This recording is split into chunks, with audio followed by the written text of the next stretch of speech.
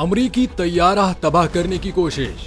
Pilot कौन था? अमरीकी तैयारा तबाह करने की कोशिश के पीछे आखिर क्या वजह थी?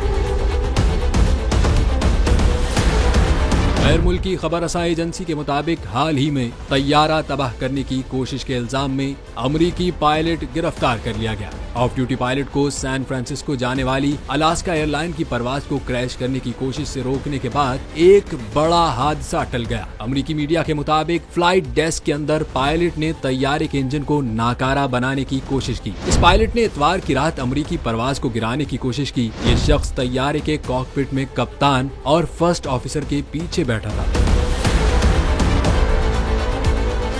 एयरलाइन इंतजामिया के मुताबिक ऑफ ड्यूटी पायलट ने दौरान परवाज खलल डालने की कोशिश की। एयरलाइन की परवाज 80 मुसाफिरों को लेकर वॉशिंगटन से कैलिफोर्निया जा रही थी। 44 साल शख्स जोसेफ डेविड एमर्सन, जो कि ऑफ ड्यूटी पायलट था, उस पर इक़दाम कत्ल की कोशिश के 83 इल्जाम आयद किए गए हैं, लेकिन बज़ाहिर इस वाक़े का हालिया आलमी वाक़यात से कोई ताल्लुक जाहिर नहीं किया गया।